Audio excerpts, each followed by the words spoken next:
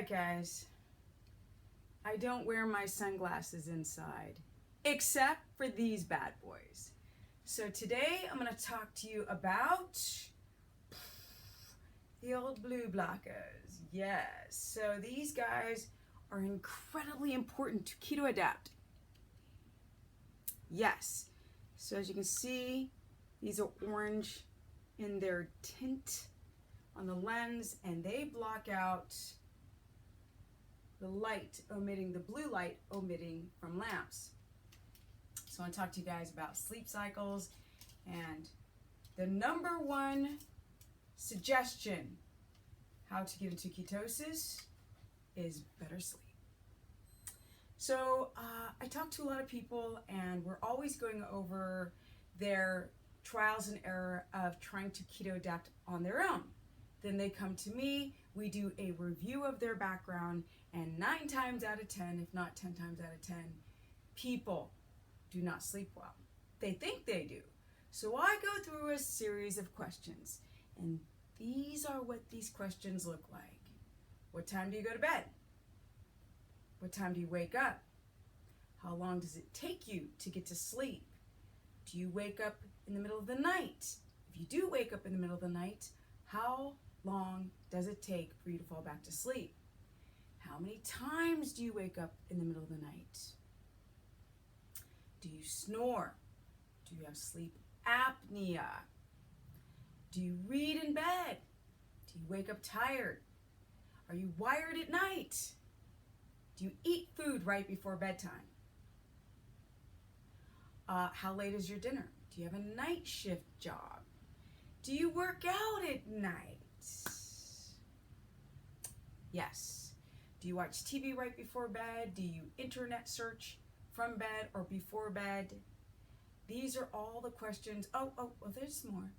Are you on any sleep aids? Are you taking any supplements at night?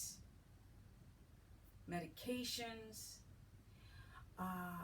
There's a lot of things to consider. I mean, if I keep kind of trying to jar my memory, I'm sure I can go on and on and on and on and on and on and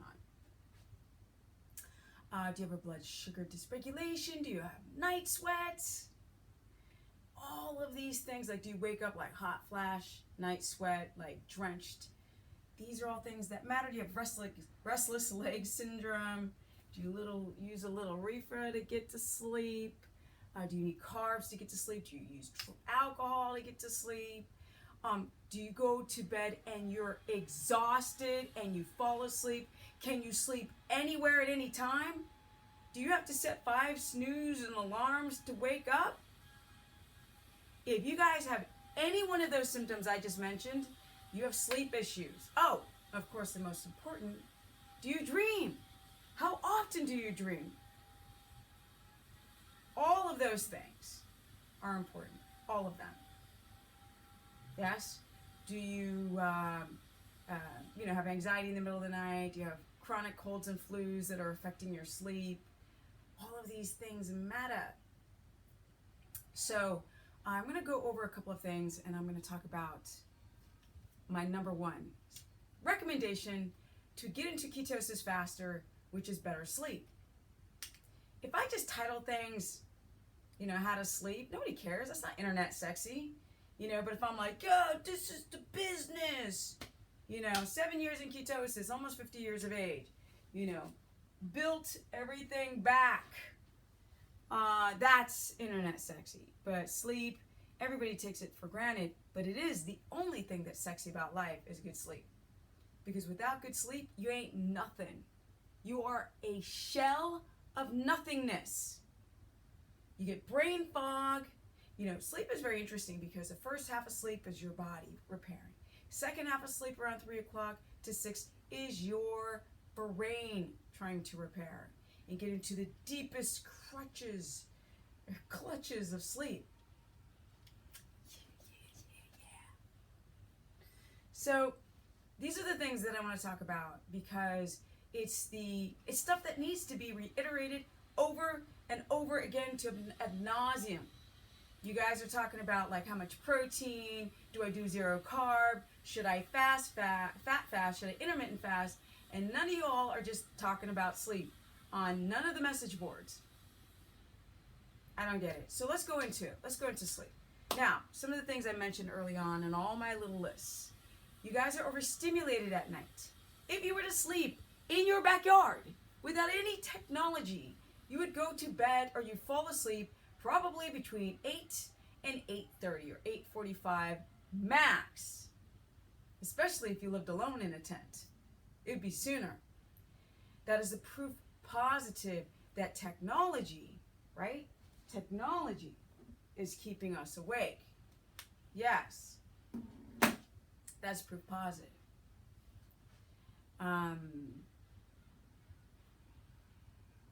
These lamps right here and behind the camera and behind me, they're telling your brain and your pituitary gland that it is 2 o'clock in the afternoon when it's actually 10 o'clock or 11 o'clock or 12 o'clock or 1, 3, 4 in the morning at night.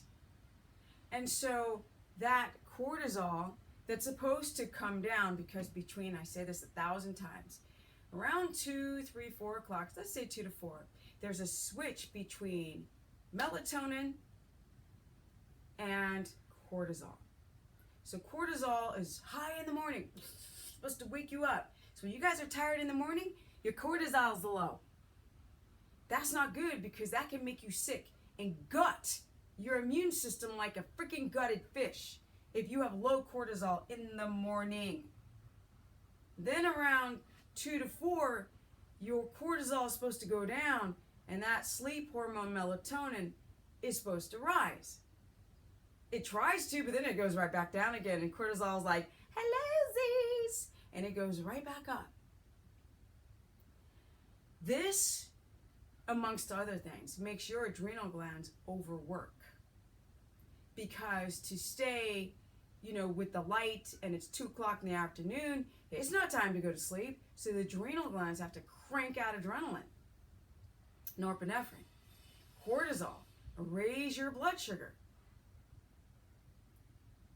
And the body's like, really? I'm trying to clock out of the job so I can rest. Now you're taking a sympathetic, excitatory part of the day and you're doubling it up. So there's 2 days in one. So there is no parasympathetic rest and digest in the evening. It's like, let's crank up the volume even more. So then you guys are like, well, this is what I hear in every consultation. Well, Stephanie, since I've watched your videos, I try to get to bed by 10. And I always hear the word try, T-R-Y. And I was like, okay, you're not getting to bed by 10. It's on your consciousness. It's bothering you because you're so addicted to staying up later, you're trying to go to bed earlier. I mean, trying to get these adults to bed by like 8:39 is like talking to kids. You know, when you got kids and you tell them they got to go to bed, my mom used to say that to me. You got to go to bed. But why? You guys get to stay up because you're a little kid and you need your rest and get your arse to bed. And that's what my mother used to say. And we don't even practice what we preach. Children are more connected to the circadian rhythm than we are. It's crazy. I mean, insanitary. Is that a word? That's not a word. That's insane. So we have to do that ourselves because you guys are broken. How long does it take to get into ketosis? Well, of course, there's a difference between highly keto adapted and making ketones. Making ketones is not indicative of being in ketosis. So I'm like, y'all got to get to bed early. And not only do you have to get to bed early, yes, 9 o'clock is really what I want people to do, is go to bed by 9. I mean, I'm going to Africa, yay, in a couple weeks. And I was there years ago when I was in my 20s.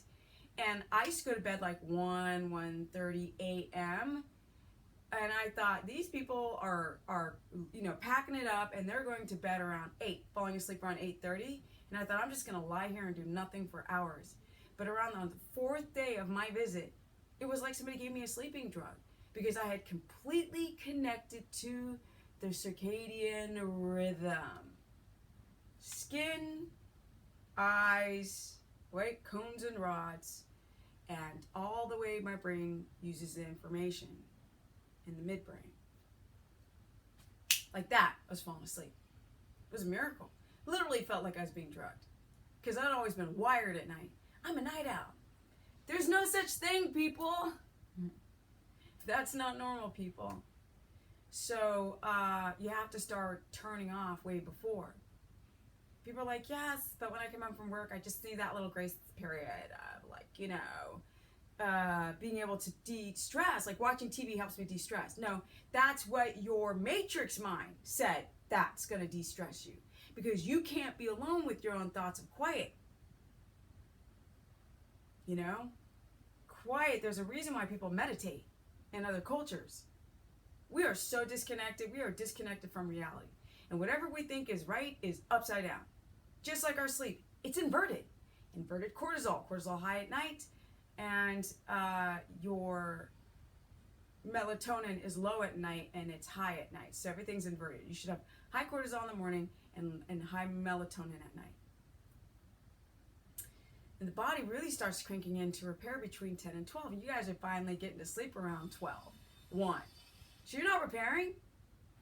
This is a woman who will be very soon, in a little over a year, 50. All natural, no anything, nothing but natural. No shakes, no bars, no elixirs, no supplements, no amino acids. I'm not sore. I'm lean. I keep building muscle.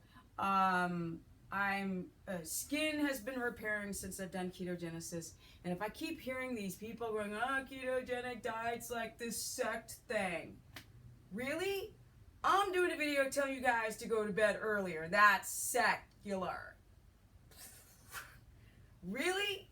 My videos are mostly about y'all take better care of yourself. It's just ketogenesis is a carrot to get you to do the things that you should do as adults. I'm not a ghost, people. I'm real. I'm alive. There's no ghost in here. This is a person who has taken care of her body, especially when I turned 40. 40 to 50, this girl has taken care of herself. And when you take care of yourself, your body takes care of you. Ketones are a beautiful thing to use. People say in my videos, you're always saying what the problems are. Yes, because you guys are in denial of them. I could go and just go, you guys can look just like me, right? Fit, build your muscle, have energy all day long, energy, age backwards. But we know that things aren't that easy. You have to try to get into ketosis like you're training for the mother-sucking Olympics. And if you're not on that level, good night, bye-bye, it's not going to work. And that's why the internet is a fool. It's foolish. It's trickery, foolery, snake and oil elixirs. I say to people, I'm not dry. You can see I'm not dieting. My skin is not all wrinkly. And people are like, I want to see your driver's license. I want to see if you were actually born in 1967. Yes, I was born in 1967. When I work out with the young guys. I got a busted knee from skateboarding, 10 surgeries on my left knee, and it is destroyed. So for me to build muscle, and in my quads and my glutes and my entire body, what I have to do is get my ass to bed. That's like beyond measure what's important. And all those things, that list in the beginning of all those things that you have, is from poor sleep, because you guys are like the little kids who still like, must stay awake, might miss something. No. Sleep is everything. Your reproductive hormones, your adrenal fatigue, your polycystic ovarian syndrome. And guys, why is your testosterone so low? Yes, xenoestrogens, phytoestrogens, blood sugar dysregulation, stress. But really, if you could sleep, you could repair. And you would have more of a battle between good and evil. And good could probably beat out evil. I'm in LA and I see the homelessness. And some of them I've seen out here for years. And they don't die and they eat garbage. Because they don't have the stress that we have. And they're more connected to the circadian rhythms. But they are not as stressed. So their screwed up bodies somehow can survive under total duress. For us, it would be the most, horrible thing ever to sleep outside. You must go to bed early. You must retrain. You must eat breakfast in the morning. Because